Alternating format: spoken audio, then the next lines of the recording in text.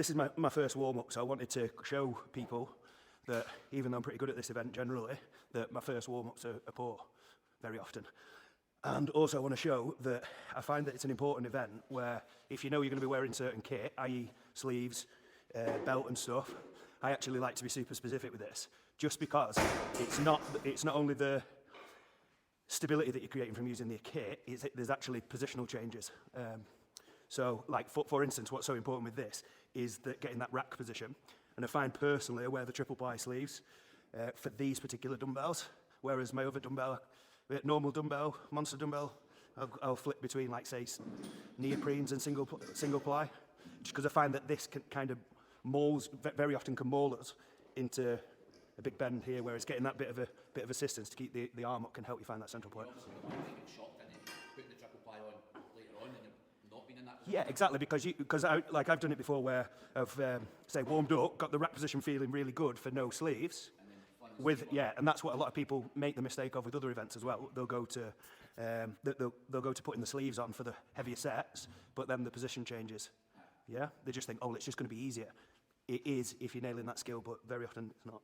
So 42. Let's see what happens.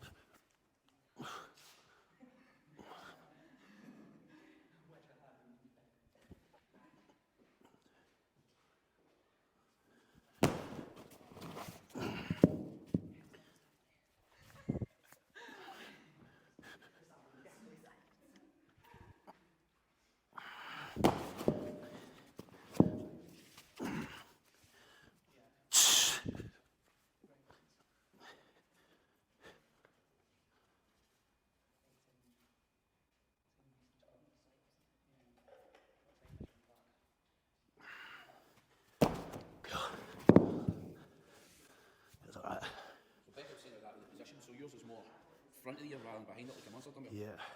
Well, I don't know if you could tell from that, but all three felt completely different. Yeah. And I'm just trying the subtle different position change. Because I'll talk about, like, say, different positions that you can use on the dumbbell today that might suit different people. Because what I'll probably do is I'll go to my, probably be very similar. If I manage to do that 78, it'll look pretty similar to when I do the technique will be out here. The principles that remain the same always, we're trying to match the center of mass and match it to our center of mass, yeah?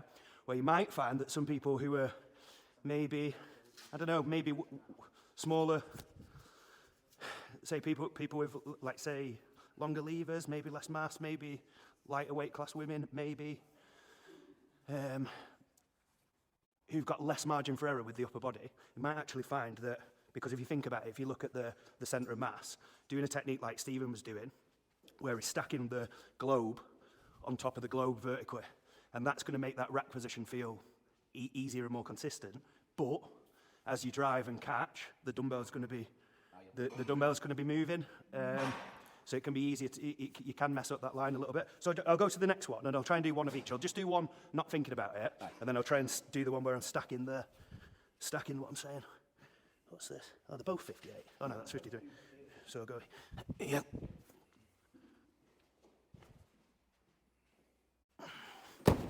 And I find that what's really important, which a lot of people don't do, is actually you'll notice how I always hold my lockout and build up that, not only build up that stability, but also it gives you the positional feedback of, I go here, and it's not I'm just creating tension to hold it. I'm actually feeling like, oh, actually, if I go here, that's better. You know, you can make you find the most solid point underneath it while holding that. Yeah, exactly. And then we want to connect the dots. We want to find that rack position and then deliver to that position there. Aye. You might notice that I'm push pressing. I like to push press to optimize the line because it's harder for me. And then when I want a bit more margin for error, I'll go to the jerk. And the jerk will feel easier. This time we'll try the globe on globe. Watch from the front, so you'll be able to see the stacking thing. This is what I'm getting Molly to play with. So more like there, once you find it, that feels weightless. But for me, I just prefer it the other way. Although, that felt really good. But it's a gamble with that almost 45-degree rotation of the handle in it. It's a gamble, but again, practice. Aye. And we might offset it. Let's just have a go at this while I'm in the flow. And I'll try this. I'll try both ways, you see. Well, that feels surprisingly really easy. let's see how we go and see what we can see with Steve, and we'll describe it as we're going along. Because, for example, like say Molly had it the other day, where Molly's obviously training for the UKNS, and going to like a normal technique, it was just mauling her straight away, and she couldn't even hold the rack. So we tried the kind of globe stacked above the globe, and she found she could stabilise the rack position. Yeah. Let's see what Steve's doing.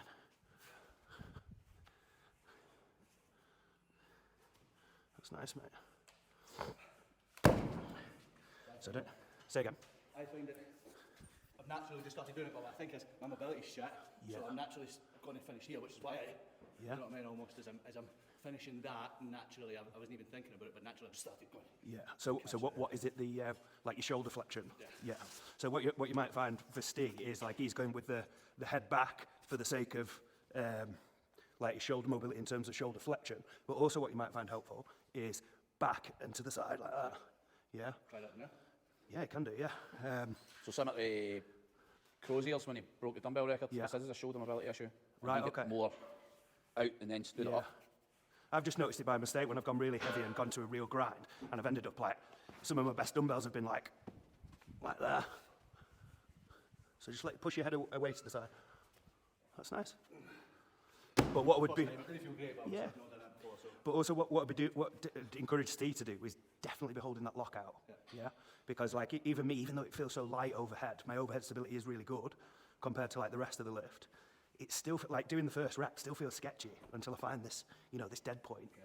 So you'll notice with all my reps, I'll hold the set. A lot of people, this is like a massive thing that I see people doing, and I feel like they're missing the boat. They almost feel like, I don't want to waste energy holding the lockout. And you feel like, well, But if it's in that area and you've pressed it, it should feel Yeah. weightless. You're stacking your joints. It should- exactly. You're stacking your joints. That's what we're looking for.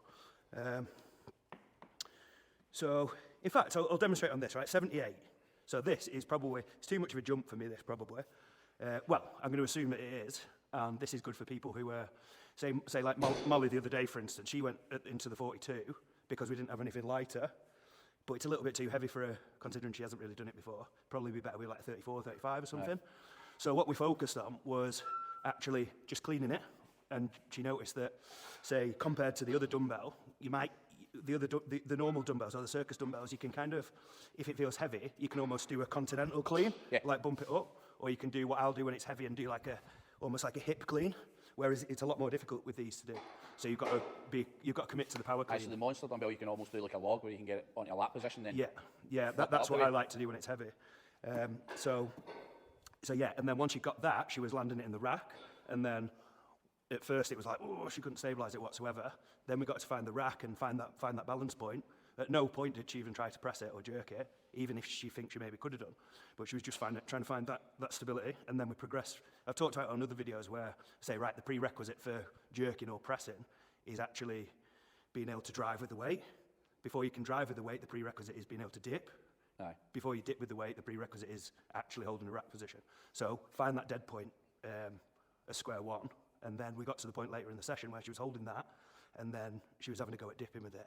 And it was a bit shaky, but like next week she'll be able to either progress the time under tension on the rack and the dip. So I think I've put in a program something like accumulate 60 seconds total with it in the rack position, and then doing a volume work on the pressing on a lighter dumbbell. But I reckon just within 3, 4, 5 sessions, she'll just get to the point where she's like, right, I can press it now. Yeah? So I feel that that's a really good way of, especially if you feel like it's top end, but it's a doable weight. Aye. So a bit Jenga, where you're building for the ground up. Yeah, And then exactly. The problem is if you pull a piece out, it collapses. Yeah. So you want to build the solid base and then work the way up to the top end. And with then what I do in terms of programming would be, once you can hit, like, say, a single in a session, it's one of those things that when it clicks, it's almost like weightlifting, like a snatch or something. Once you hit a certain number, you almost feel like you can repeat it. So the day that she hits a single in the first session, I imagine she'll do 3, and then next week it could be 5 singles, then week after it could be 8 singles, just progress it like that. But I'll show you what I can do, and I'll decide on the fly. The clean might feel pretty difficult here, but I'll just try and find that rack first, and I won't even try to press it.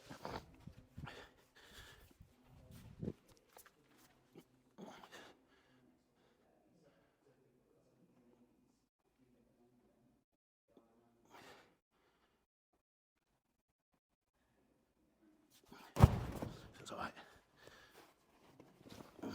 So yeah, I feel like I could have maybe got that if I'd have gone to the press or the jerk straight away. But what I would much rather do is, on the next set, now I know what to feel in the rack, I'm going to have more chance of making it on the second attempt. If it feels as good as that on the second attempt, I'll just have a go at pressing it. So let's have a look at what Steve's doing. And I think Steve, going back to the basics, I think what Steve could do, like he's thinking about, oh yeah, the shoulder mobility thing, head back, head to the side.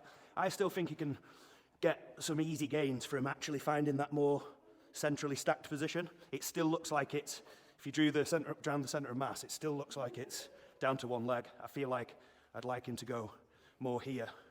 And I'm personally a fan of, yeah, exactly, I'll go soft knees and then shift over to there, right? Just think logically for your, I know your squat's not great, but like 50 kilos or whatever it is, stacked, it's nothing. Yeah, so you don't need to be stacked. So you don't, 4 years ago.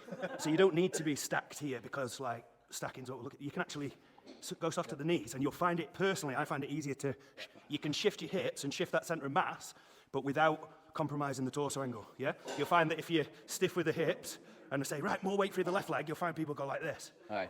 Which there's some lifters that are really good at that, like Nick Myers, who's done the under 90 world record. Really good. That looks better already. Soft knees, shift it, that's it, that's better. That looks good, Steve. Decent, man. Yeah. That looks, if you slow-mo that, it looks like, to me, a lot more stacked and a lot more central. I feel better with a hold at the top. Yeah, well, that was heavier as well. Aye. Never went above 58, so It's good, mate, really good. a bit more stable. Aye. Like Josh said before, hold it at the top. I feel like you could hold it at that. Yeah, that's the key, because it was a lot better stacked, yeah? So just going back to Steve's individual technique, so we've said about pressing here, and we said about pausing in the position here. Like what I'd want to do, like say for instance we had a 64 or something like that, you know, it might actually be a bit of a grind to press, but you're probably strong enough to do it. It might actually be, if that's going to be your most efficient way to do it, where you're not going from here to here, you're actually going from here to, and then through. Like I actually like spending a bit of time in that position. So you might do stuff like say, so if we go here and then go, so you can see, like to hold that position there, even though it feels weird, it should still be pretty stacked in terms of center of mass, yeah, regardless of whether it's there, and then bring the head through. But you might notice that even though, fucking hell, like, that's an easy weight that I've just done, it's only 42, that going to that position to demonstrate to Steve, my feet were a bit sketchy. So that's a thing that, like, it's just a simple thing to, I'll show you with a slightly heavier one, see if it's a bit better on this one. 2,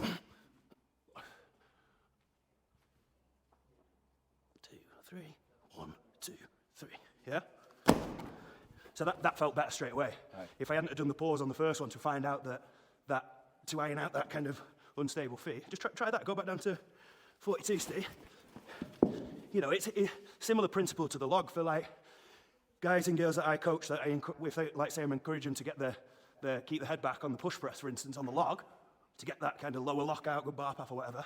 Like I'm actually a massive fan of, I'll get them to do pauses here, and then pauses here. So they're getting used to actually receiving there. Yeah, I find it really valuable. You might notice that when you pause it, it's another benefit.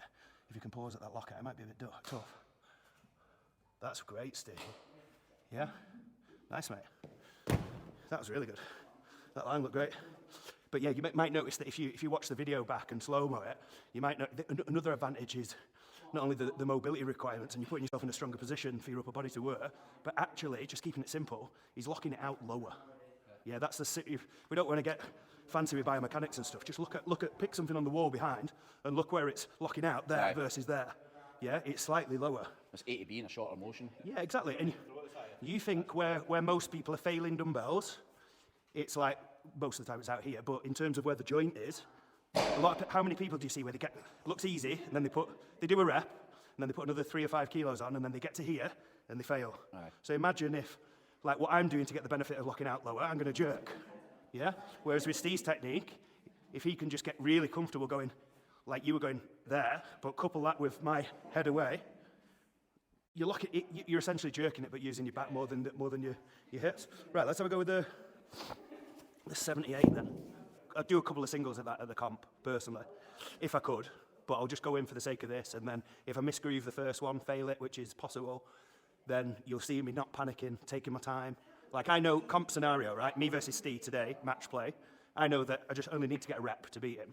So, like, say, for instance, if you've got, like, say on overhead specifically, if you're going for, you know, say, I've done it loads of times at comps where I know I only need to get one rep at that, and then I fail it, and then you see so many people getting flustered, rushing back in, whereas they've got another 45, 50 seconds usually, yeah? So, yeah, I'd always be disappointed with people if they failed the second attempt, and it was like less than 40 seconds in. But anyway, let's go. Can you time it? Yeah? Yeah. Yeah. Yeah. 3, 2, 1, left.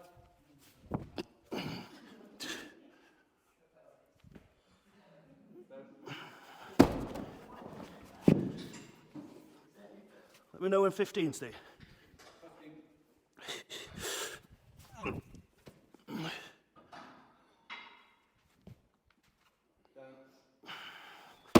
Let me know when 30.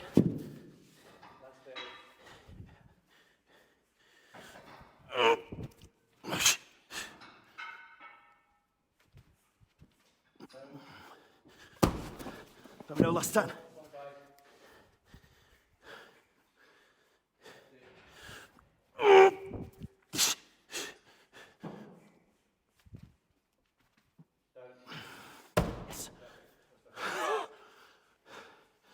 So you probably know how I pace that, or notice, and that's a big thing. I've never been to a comp where you speak to your ref and you say, "Oh, can you give me times? You let me know where I am with it," and they tell you to fuck off. Like, most of the time they'll help you out, Aye. and if not, just ask your mate or someone from the crowd. Especially if you know that roughly, I've done 3 with that. That 3 was my PB, and I did it at Hostile. So I thought that. To be honest, I wasn't really thinking about a target. I was thinking, right, I need to nail 1. And if I fuck up the first, use my time and make sure I get 1 in to beat Steve in this scenario.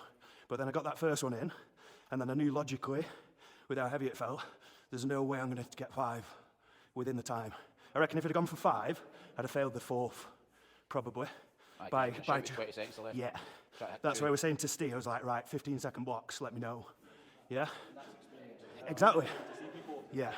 Capable of hitting 4. I was like, oh, I'm hitting 4 in training. I'm hitting once I hit 5 in training. Yeah, fucking there's hell. 5 in the day, they get 2 or 3. Yeah. How often do you see it where people are like, they put a training set and then they put in 26 seconds? Yeah.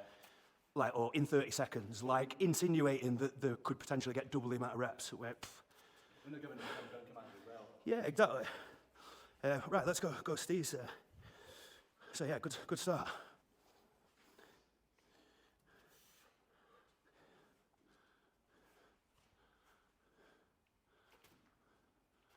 Down.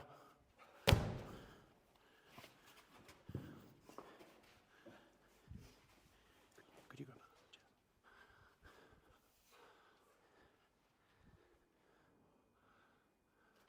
Stay the ref down, Steve. Yep, down.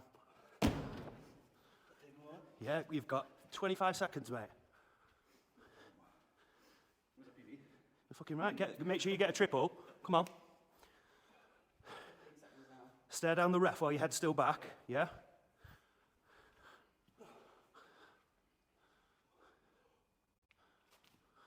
Down. Yeah, brilliant, mate. Yeah, well in the time. Fantastic.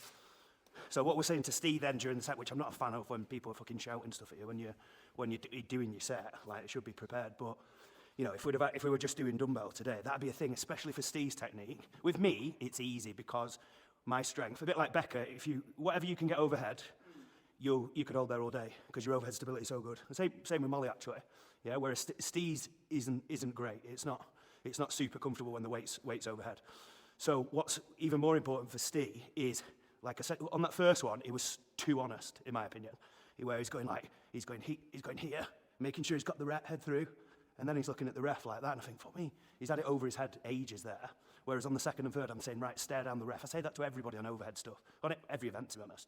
But like, really good for overhead stuff, because if you can look the ref in the eye, and it might just be, might be bullshit, but I do reckon it does work. Like, you know, if you can look really confident with your look the ref in the eye, Aye. they'll give you that down command. Or so someone who's really good at it, I think, Mitchell Hooper. If you watch him do, like, say he gets a bit of stick for his log and stuff, you know, because people say, oh, is it locked out or whatever.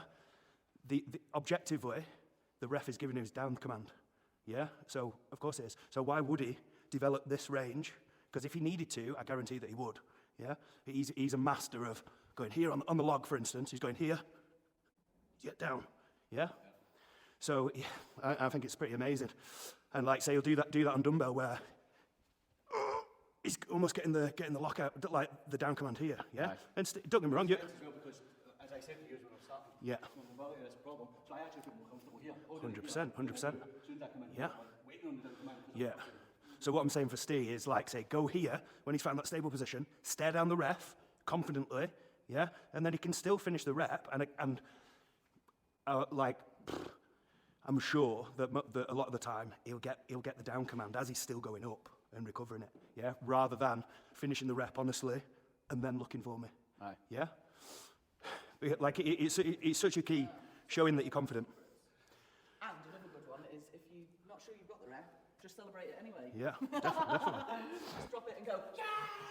So that the ref's really embarrassed and they're like, all right then. Definitely. Some refs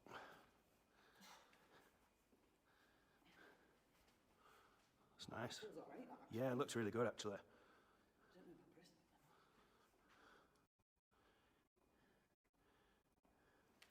I don't know if I'm Becca should have maybe done what I did before, where I was like, okay, now this feels all right, but I don't want to risk into my confidence by misgrooving it just because I know logically it's heavy. So I did the dips, and then I dropped it, and then the next time I went in, it just felt easy. She probably hasn't rested long enough there.